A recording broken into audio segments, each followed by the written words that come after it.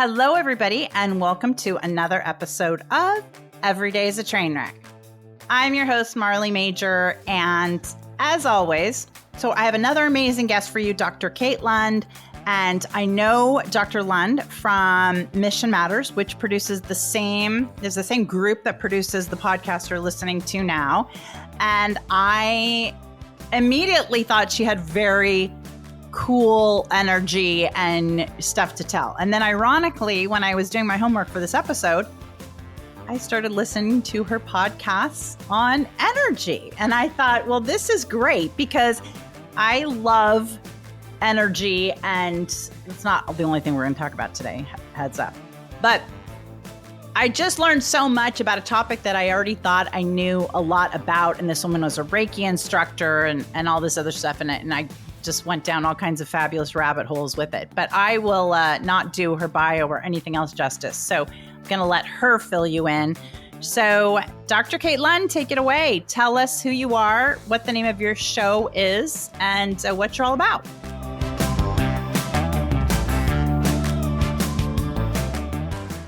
Sure. Sounds great. Well, thank you for having me, Marley. I really, really appreciate it. This is super fun. So thank you. You're welcome.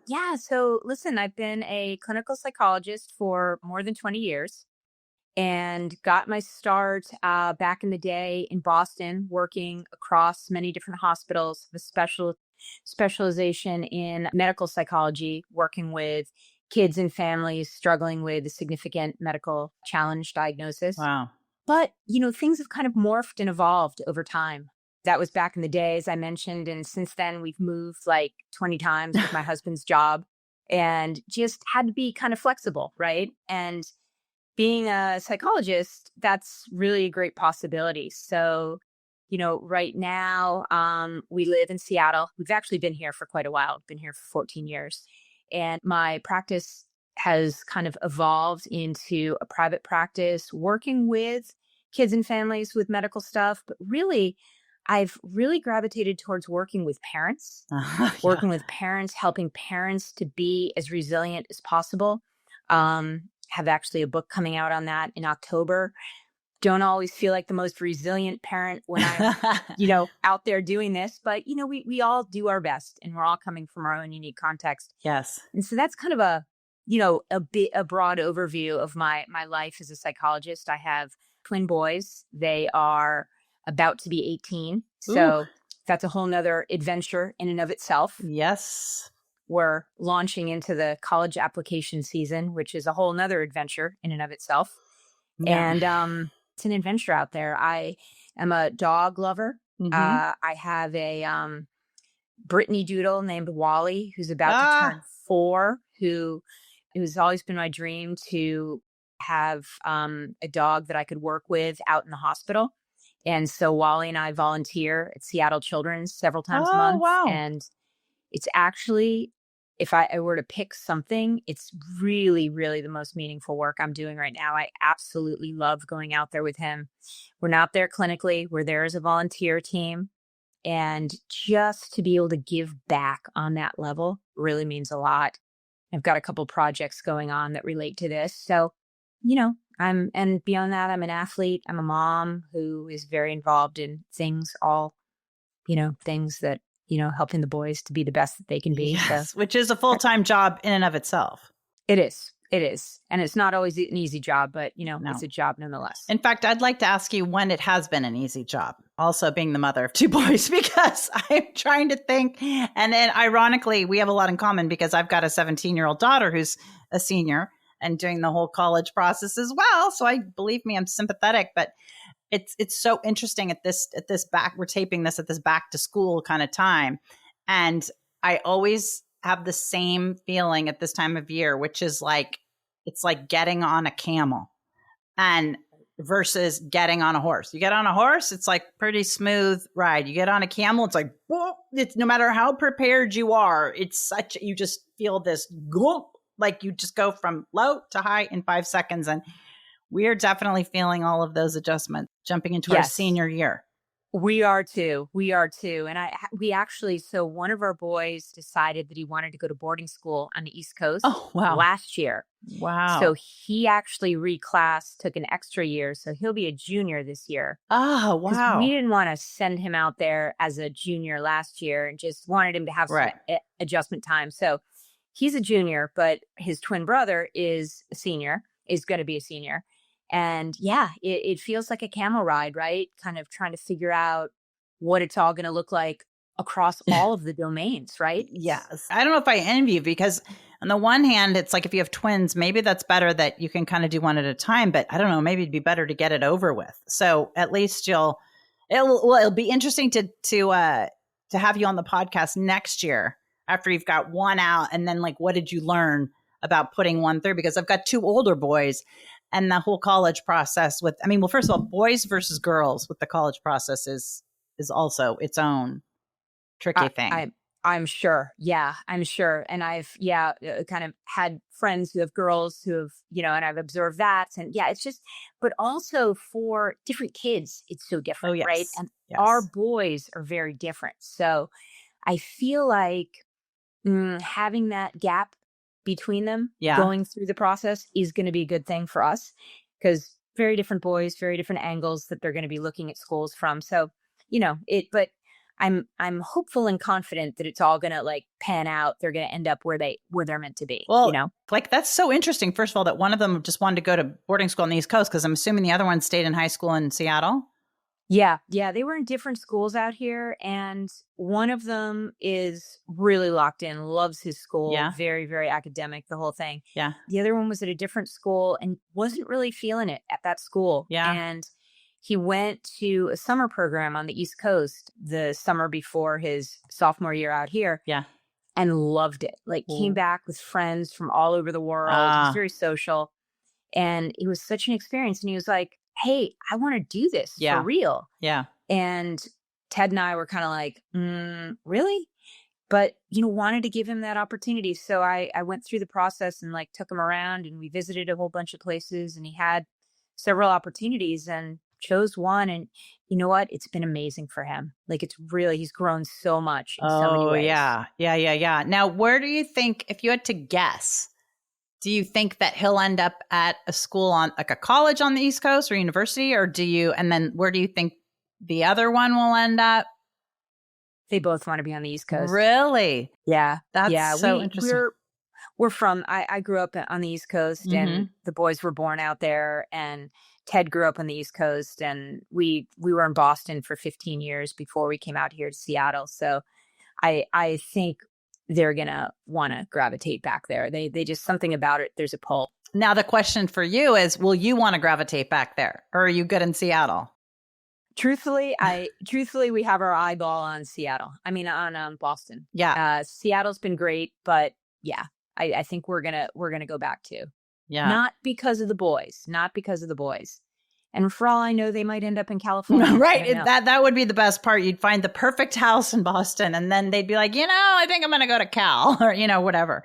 Right. So our move back there would be irregardless of what they're doing. Right. But, it certainly would be nice if we were around and we could watch their crew races or whatever. But, yeah. All right. Well, story developing. Yes, story developing. So how did you first of all, how long have you had your podcast and what was the impetus to start it? Yeah. So, it's so interesting because I can't believe it's about to be 3 years. It'll be crazy 3 years to me. in October. That is crazy. And, how did I start it? So I had been kind of thinking about the idea of a podcast for quite a while. Mm-hmm. And I just never did it. Mm-hmm. And then this opportunity with Mission Matters came up and I can't quite remember where I saw it. Matt had put something out there, something along those lines. We were talking. And at first I thought it's going to be too much. I can't do this. And I told Matt that. And then Matt and I kept talking. And then I talked about it at dinner one night with the boys. They were 14 at the time or almost 15. And one of them just piped up and he was like, Mom, seriously, stop overthinking it and just hit record. Just do it. Well, there you go. Okay. Thank you. My tendency to overthink or what have you, but I really wanted to do it, right? Yeah. I wanted to do it. And so the rest is history. I did it, obviously. And I'm still doing it, recording every week. And it's been super fun. It's been a great, great adventure. I have no idea, what the evolution of it will be. I'm hoping something, will keep evolving, but it's just so cool to meet people, hear Yeah. their stories, make these connections. You know what I mean? Yeah. And really kind of weave the tapestry like that you want, even though there are so many podcasts out there, but having consistent ones producing week after week after week is yes, a big undertaking. Now, tell us the name of your podcast again and what it kind of started as and how it is now, what you're focusing on, if there's any difference. Yeah, sure. So it's called the Optimized Mind, and the idea with it is really to explore the concept of resilience kind of across domains. Mm-hmm. So I interview all sorts of different people. I interview corporate folks, entrepreneurs, athletes. I love interviewing athletes. I interview parents, authors, lots of authors. You mentioned my episode on energy. Yeah. And that is a super fun project within the podcast, which has sort of evolved. Martina, the woman I interviewed, the author there, she and I went to high school together back in the Oh, day. cool. Okay. And she is a phenomenal person and is really a prolific writer. And she's written so many things. And she has this series, which is coming out as we speak. It's called the Understanding series, with these short books making up the entire series on all these different topics. So energy was like, I think, the fifth one in the series. So we've done an interview on each one. And it's been so awesome, like to just be able to dig into all of these different concepts with Martina and have that tapestry be woven at the same Right. time. So, and to have that history, right? So Totally. we know each other There is very something well. just really magical about, I mean, there, friends are friends and it's amazing, right? And the network we have, but there is something really special. I think the longer you've had a friend, especially if you've had one since like before you went to college or something, because in those formative years, I feel like you really are the person who you're going to be at that time. Like you can kind of see it. And then there's such a trust factor there when you're talking and working with somebody. And it's like all these unspoken things that everybody kind of gets, when you know somebody that well, I don't know. I'm always amazed at how much easier it is to navigate. Absolutely. Yes. I could not agree more. And it's just, yeah. So that's been a really cool. And so I might do more series like that within the context of the podcast, because it's kind of cool to have that kind of sequential follow up, Oh yeah, completely. And some organization. So how did it, when you started the podcast, what did you think you were going to talk about? Were you like, I am going to cover this, this, and this? Or were you sort of like, this is my space and I'm going to just wing it? Well, it was pretty tight within the context of resilience and that umbrella, but with flexibility and openness to see how it would evolve, because, everyone's got a different story, and how resilience plays out for different folks within the context of their lives is different. Yes. And, I've interviewed, folks who might have a specific challenge that they're talking about that they've overcome and how that shaped their life story and so on and so forth. Or maybe it'll be, everybody who's all the authors that I have interviewed have an underlying theme of resilience in the fact that they're helping some people to become better within their own unique context.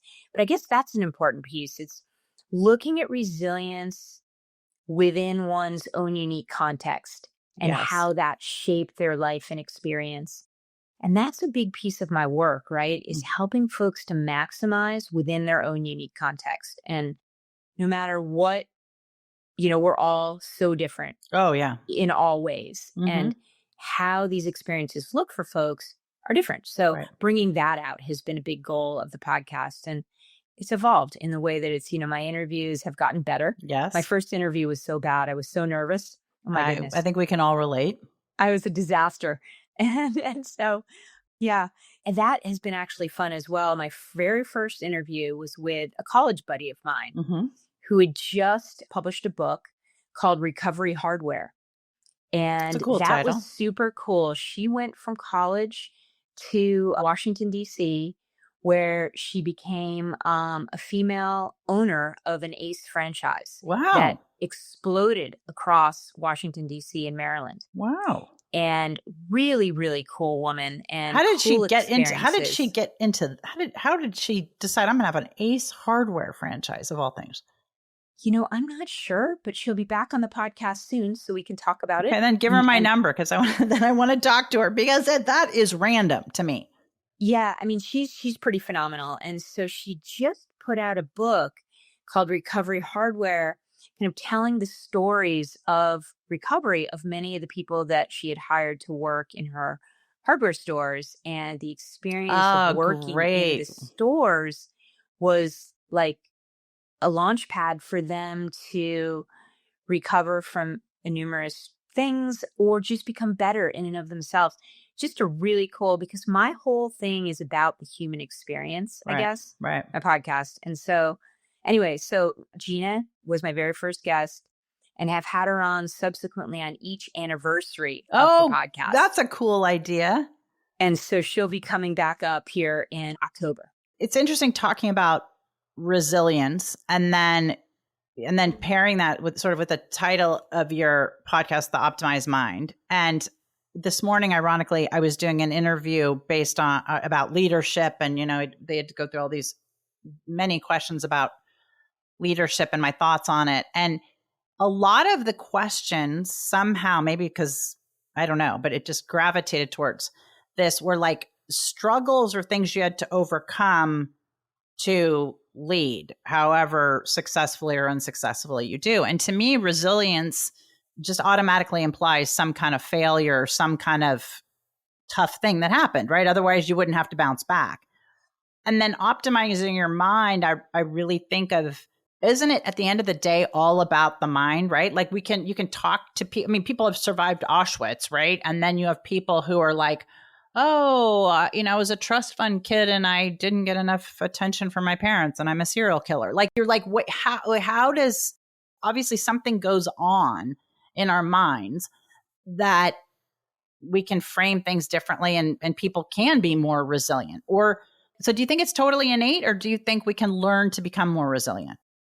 Yeah, that's such a great question, right? And I think at baseline, at the core, Mm-hmm. some folks are just naturally more resilient, more able to bounce back, bounce through and beyond challenge more readily than others. But you can certainly foster resilience. You Mm-hmm. can certainly become more resilient by integrating, sort of lifestyle Yeah. factors into your life because I kind of think of it, resilience is not like a one-time thing. It's not like, For sure. oh wow, I've, overcome this challenge and I've, I'm back. It's a monthly subscription charge, I think. Yes, that has to be renewed Yep. forever, Mm-hmm. right? You never can cancel that membership. Nope. And so that's, I think, the big piece. And based on your real background as a psychologist, and then based on the interviews you've done and through your podcast, et cetera, and the patients with whom you've worked, what do you think are the top 2 or 3 things that really help with resilience or really help people bounce back? Yeah. So really the first thing is awareness. Mm-hmm. Really being aware of who you are and what you need to be at your best. And oftentimes that's not obvious or evident to Mm-hmm. folks, right? Mm-hmm. Also, the experience of doing a hard thing, coming back from a hard thing, Mm-hmm. and having that experience and knowing, being able to internalize, okay, I did that and I'm okay. Yeah. And I'm going to now move forward. So that's huge. And, part of the awareness thing also is learning to care for yourself Mm-hmm. in a way that allows you to be at your best. Right. And oftentimes we're moving through life at warp speed and we lose track of the things that we need to be doing Right. to care for ourselves in an optimal way. Mm-hmm. And that's really kind of at the core of this book that I have coming out. It's how can parents step away from the chaos Mm-hmm. to care for themselves in a way that's going to allow them to optimize across domains as a parent and otherwise. Well, that's true, because it's like the whole thing of when they say, put your own life mask on or whatever, your oxygen mask on the airplane before you help anybody else, right? Because if you don't have oxygen, you can't help your kids, or and that makes sense. But it's, I don't know. I think moms have a harder time than dads, maybe not, but it seems like we're always just pulled in so many different directions. And maybe it's like those motherly instincts on top of it, or the sense of guilt, or whatever it would be. What are some of the ways that or patterns that you've found that kind of seem to universally work? Like if somebody's like, I don't even know where to start. I know I need to build some of these resilience muscles, but I don't know where to start. What would be a couple tips of where they could jump in? Right. Yeah, that's such a good question, right? And the biggest tip is to start small. Mm-hmm. Oftentimes we set these massive goals like, okay, I'm going to, I need to get fit. That means I need to run a marathon, in 6 months.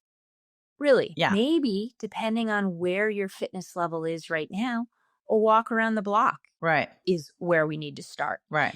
So it's really meeting folks where they are. Right. And picking the domain where they want to start building, Mm-hmm. and come up with 2 or 3 small things that they can do on a daily basis. And by small, I mean, maybe, they're not very active in the moment. Mm-hmm. And maybe it's walking around the block at lunchtime. Maybe they want to, change their nutritional habits, and they're, eating no fruits or vegetables. Maybe it's having 1 apple a day. Mm-hmm. Just taking one step that's going to help them feel better in that moment. And that's what helps us to build momentum into the bigger changes, the more long-lasting changes. Yeah, I think that's true. And I think so much of it is in your mind when it feels so big and you don't know where to start. And one of my favorite quotes is I'm going to get it wrong, but how do you eat an elephant? And it's one bite at a time. Or how do you paint 1,000 birds? One bird at a time. And it is amazing how much it's like the theory of compounding interest, or how much incremental pieces really can get you to where you want to go. But it feels like we've got to jump in and do things so massively. I don't know. I also think that's a very American thing, like where I'm going to get fit. So it's like you got to buy all the equipment and do all this stuff. Whereas like the Europeans are walking, and it's like this moderation thing. The portions aren't so giant to start with, right? So it's like for us, they're, if it's calories in, calories out, so much of it can just be like, use smaller plates and start with half of whatever it was you're eating at dinner, but like you're saying, it doesn't have to be the whole overhaul, and the pantry is gone and you're in new working out gear and getting up at 5 a.m. and, changing your life up, turning it upside down, because I think sometimes we get frustrated and then we don't keep it up. Has to be sustainable, right? Yeah. And it has to be sustainable for the person.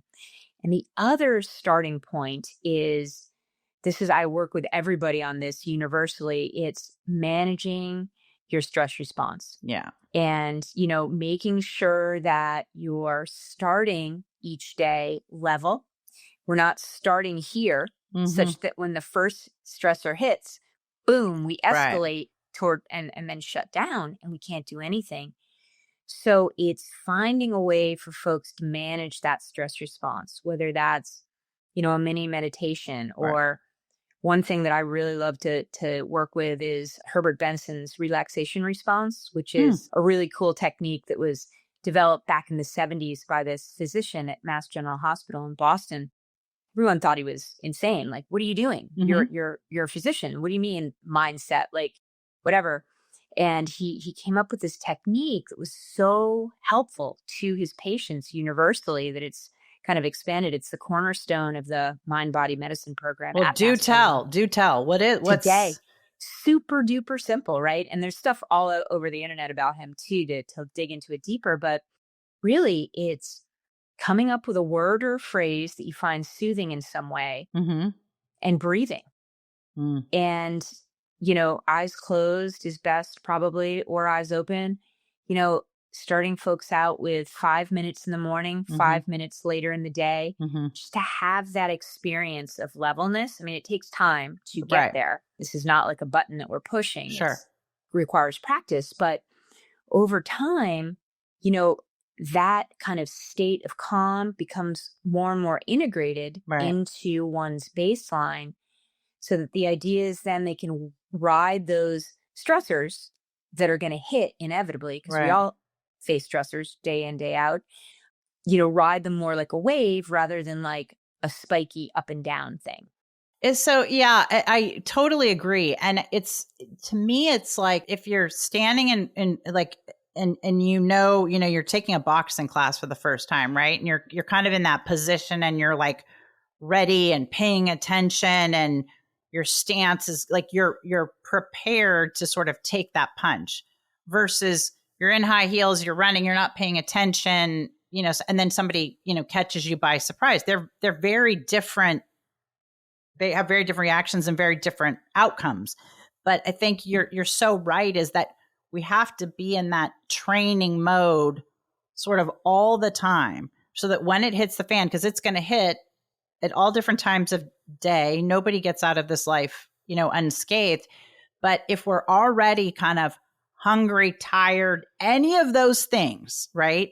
Or not feeling so hot or burned out or any of those sort of negative things, then what happens is we can't take the punch, and then it becomes a knockout, right? And you can't get back. But it's funny you say that too about the meditation, because I was thinking when I was doing this interview again this morning, I was like, I have to make sure I am always doing that freaking meditation. And it's so simple. It's so deceptively simple, right? The meditation and the breathing. But that 5 minutes makes a huge difference. Exactly. Yeah. And, it works across domains, across Completely. people experiences. I have a couple of high school athletes that I work with these Mm-hmm. days, and I have them doing it, both, pre-practice routine, Mm-hmm. pre-game, the whole thing, but really to see how it's leveled them off so that they're able to manage through the pre-game jitters, the Yep. what have you. Yep. And then how they're able now, after practicing it for a while, to implement it like before a presentation Right. at school, Right. or before a test or whatever. Right. It's kind of cool to see that as well, right? To integrate, because they weren't in that space of thinking about things like this. Yeah, because how would they? I mean, somebody would have to very purposefully train them, to do that. And it's sort of like you can't, in a knee-jerk thing, or when something happens, you can't draw upon something like good manners in a nice restaurant if you've never seen that modeled, and it's just like impossible. So it's sort of like before practice, if they already have that, like, okay, now I can go into this zone and be in this space and get themselves to that space, because it's already familiar at that point. They recognize it and they know, and then you're just like ready to hit it. But there's some Chinese proverb that I love. That's something about sweating a lot in peace so that, you don't sweat in war, or something so that you are basically doing all your practice and all your homework. So when the inevitable happens, you're in the best position you can be. Exactly. That's precisely the point, right? And it's not always going to be easy, right? And we're not trying to wipe out the idea of challenge here, because we're all going to hit challenges, Absolutely. Yeah. day in, day out. It's how can we manage them as effectively as possible, Right, within our own unique context. That's, and I think that's a great way to look at it. And I also think is, how can we manage it also so that when it hits, we don't kind of keep absorbing them like a sponge, but it's like it sort of hits and we just kind of move it on, whatever the effects are going to be, they're going to be. And then it's just like next, as opposed to all these little cumulative layers of this piece that we took on from that drama, and this piece we took on from that drama, and the breathing and the meditation totally helps with that. Yes, exactly. And, that's such a good point, because it's really moving through and beyond the challenge without letting it kind of sink into us like a sponge. And And we've all had that experience, right? I mean, I know I have to check myself on that front all the Yeah. time because there are these stressors, and I'm not necessarily wired towards like letting things go really easily, Right, right? right. Yes. I relate. Well, it reminds me of this thing I was reading last night. I don't know, it was like a Daily Mail or something random. And the headline caught my attention. It was about this woman who was taking her workout clothes. So talking about athletes. And she took her workout clothes and she's like, every time I work out, I take the clothes go in the laundry and, in the washing machine, they get washed and they get dried and, the whole thing. And you're like, okay, I think I'm good. And she said she read something where you have to like once in a while deep clean your workout clothes. So she said she was following the instructions and she took all her workout clothes that, mind you, were clean, supposedly, and put them in the bathtub and did, I don't know, something with baking soda. And then and she said the whole bathtub just like turned brown. Now she said, okay, it's possible some of them had a little bit of dye still, but she just said, how can these things that are supposed to be that I am washing every week? And they were talking about how in certain, performance fibers and stuff just sticks in there, right? Like you need this deeper clean. And she soaked them for the clothes, I don't know, for like 3 or 4 hours and then ran them through the machine with vinegar or something like that. But it's sort of like that, right? Like sometimes you need to just do even a deeper reset. Like even if you're doing your kind of 5 minutes a day, and then you don't realize some of this stuff just kind of keeps building up, right? It's like why we have to get our teeth cleaned, because it just somehow, no matter how hard we try, we get bogged down. Definitely. Absolutely. And that's part of the human experience, right? And where the awareness comes in Right. to notice when we're getting to that point and when that deeper reset is necessary. And also finding other ways, small ways throughout the day to, help kind of nourish ourselves and reset moment to moment. Or, I'm a big fitness person. And Mhm. so I really believe in the idea of integrating fitness on some level Yeah. to help you to reset, manage stress, all of those things. And so if somebody's able to, I really help them to identify those ways that they can integrate some sort of a fitness routine. It doesn't have to be major, it doesn't have to be huge, but something small each day really does wonders for our mind and our ability to manage stressors. And even if that, like I broke my back at the end of last year when I fell off my horse, and then I had to go through all this Ooh. physical therapy and rehab, and it was a nightmare. But the one thing that was so interesting is, and we've all heard this before, your core is everything. Your core has to be strong and all this stuff. And even in the beginning of my rehab, the physical therapist was like, okay, just, crunches and planks. And I'm telling you, if you just have 5 minutes a day and you do your crunches and your planks, you will start moving the needle fairly quickly. And it isn't like, okay, you got to take on some big jogging thing. And That's awesome. Yeah, but that's amazing. I'll Yeah. tell you, you think you're in good shape until you start doing some planks for a while and you're like, sweet Jesus, this is hell on earth, and then I'm upset. Like, how can I not do this for longer? But I think those wake up calls are kind of good. And as you say, it doesn't, if people left this podcast being like, okay, I'm going to quiet my mind and breathe for 5 minutes in the morning and 5 minutes, let's just say 5 minutes in the morning. And then they're going to do 5 minutes of planks and crunches. That's 10 minutes, but that is 10 minutes that will have a huge shift on your day and your outcome, in my opinion. Yeah, absolutely. Absolutely. And, one other sort of easy tool that you can integrate, is this idea of jotting down at the end of the day 2 or 3 things that went well on that day. Yeah. Because as human nature leads us to all the things that didn't go well, Right. all the challenges, stressors, chaos, but to really sort of intentionally pull ourselves out of that space Yes. is quite powerful. And so that's another thing that I encourage folks to do, including myself. I know. Well, I find a lot of times, it's like who we interview on the podcast or why we start the podcast or the topics or the books we write are because they're problems we're trying to solve for ourselves. And that's why, Exactly. I'm convinced that's the only reason there are these best-selling books on these topics is because somebody is so passionate, and maybe sometimes it's not the problem they're trying to fix in themselves, but they're so passionate about cancer or fighting cancer or whatever because they, somebody close to them passed away. But it is interesting that I just find that we tend to be attracted to things that we could use a little assistance with. Yes. In our own backyards. Yes. No, how I have to jump in on the back. Is your back okay? Like that's intense. It like is. Yeah. So I have this horse that's a drum horse. He's the size of basically a Clydesdale is really how people can think of it. Yeah. And I was just with thank God I was with my trainer and I was in the ring and something spooked me. It'd never been spooked. I mean, it was the weirdest thing.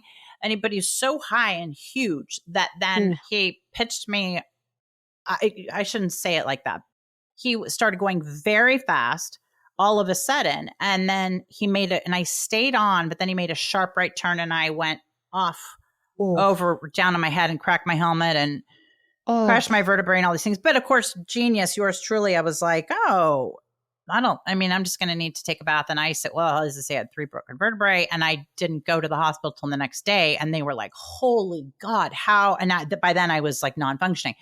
So that was November. And then, so we're August now. And I have made huge progress. It's ironic in the last few weeks, it's really been bugging me. And I think it's because I've been traveling a lot. And yes, I have the bag on wheels and all that stuff. But I think part of it is being in the seat and then taking your luggage and, just putting it onto the rack and being slightly out of my routine. And then it's like everything else, you kind of have to get used to this thing of when I go for a workout, like I did this morning, I have to come back and ice my back. Right. I just have to think of myself like an athlete like that. And I need to do my planks and my sit-ups and now I think what I'm going to do is, because it's been, as I say, it's been bugging me in the last few weeks. And one of my friends said last night, what about like hot yoga? And I do think, because I was trying to think, I was like, it can't be the bones. I mean, I had the cement put in and all that kind of stuff. So it's not the bones. So I was thinking it has to be some kind of like the muscles are just screaming or they're not strong enough for what I'm trying to do. And I think that intense yoga might be an answer, but I will tell you, I've had a few dark days with this because you're just like, what the fricker, you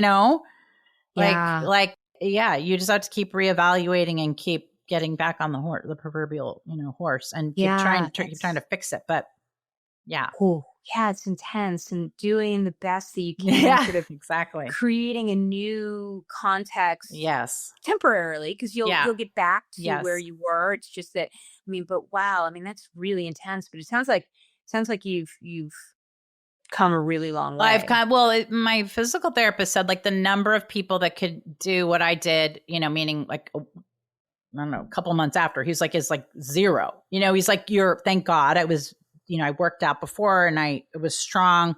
But then you really realize, okay, it's kind of like that punch we were talking about. It's like I could have done a lot. I could have been doing a lot more with my core. And then that's what happens. Like people slip and then that's why they throw their backs out and stuff like that. So it's kind of a message to all of us, no matter what you're doing, is especially the older you get, your core has to be super strong. And whether you exercise for weight loss or for the mental component, it's so important so that when that random thing happens, you're poised to get better faster. But yeah, it is also another interesting thing. My dad is a doctor. So obviously our family, grew up with Western medicine, but it's interesting too, how you start putting in the whole Eastern medicine thing. And I think the other reason I've been challenged is because my acupuncturist has been out of town for a couple months and I'm not getting those weekly treatments. And I think that is probably another component. So it's all these layers of things we have to do to. Definitely. And it's that integrative approach that I think is so powerful. Totally. Right? In terms of, healing from an event like that, or, really coming back from anything, or just keeping ourselves, optimized. Well, optimized and optimistic. because Yes. Oh, yes. that is huge. And going back to that whole 5-minute thing of breathing and is your head sometimes, like I'll notice at night is when I will get really frustrated with it. Like, let's say I haven't iced my back, or I didn't, I did something I knew I shouldn't have done, or I didn't do my exercise that day or something. It's coming back to then taking that 5 minutes where you are quiet and you're like, it is going to be fine, right? The world is not ending. You're tired, you're hungry, go to sleep. It will look better tomorrow. And then just sort of resetting and starting again instead of going down that rabbit hole of, oh, now what am I going to do? And it's the end of the world. Exactly right. And you bring up a really, really good point, because optimism is hugely important in the whole resilience thing, and, our ability to be resilient and it just at the core, right? To focus on what's possible. Yeah. As opposed to the challenge, which also has to be contended with, of course. Sure. But also at the same time, having that parallel process of what's possible and how am I going to get there? And continuing to hold that right in front of you. Like, have the pity party for a minute. And okay, do I have to go to the doctor's appointment or whatever? But then, like, where am I trying to go? Like, really visualizing that strong back that does da-da-da-da-da. And, kind of keeping your eye on that prize. Because if you're looking back, then you just get yourself into worlds of trouble. Worlds of trouble. Exactly. And really, the reality is you get stuck. And you're not able to move forward regardless of how hard you try. And then it just snowballs. It's a compounding effect. So I think the most important thing is don't get to the ledge in the first place. And if you do, then maybe do more than 5 minutes of meditation. But I am so grateful for you to be on this podcast. I think it's amazing. What else? Any other parting shots or any other advice that you would give people, other than, of course, to listen to your podcast and tune in? You're kind. Just to really stay focused on the possibility on the other side of challenge for both yourself and your kids. Yep. And, recognize that, you're modeling for them all the time. Yes. And, there's no way to sort of manage exactly what they integrate from watching you, but you're modeling for them all the time and kind of teaching them that this idea of focusing on possibility is quite powerful. Right. And so that, in addition to managing your stress response and, just recognizing that, don't compare yourself to other people, really be focusing on optimizing within your own context. And that'll put you in a really good spot in terms of resilience. Absolutely. Like, if focusing on other people motivates you to do a little bit better, fine, that's one thing. But you just can't be like, oh, but they're doing this and I'm doing this, because they're on a totally different path. And by the way, you don't know what they're really doing. I mean, you know what they're posting on Instagram. You're not really sure. And we're not really sure. Exactly. It's a whole different story. All right. So Dr. Kate Lund, The Optimized Mind is your podcast. Where can people find you on social media, or do you want them just to go there? Sure. Well, they can find me on Instagram, Dr. Kate_Lund on Instagram. Great. Or my website, katelundspeaks.com. I love it. Well, everybody, thank you for listening and participating in another episode of Every Day's a Train Wreck. I'm your host, Marley Major, and if you haven't already, please subscribe to the show. Please rate it 5 stars if you're so inclined. Comment, tell a friend, and if you want to find me on Instagram, you can do it at The Profit Goddess. So anyway, that's it for this week. Have a great day, and thank you to Dr. Kate Lund. Thank you so much. I appreciate it. Bye-bye.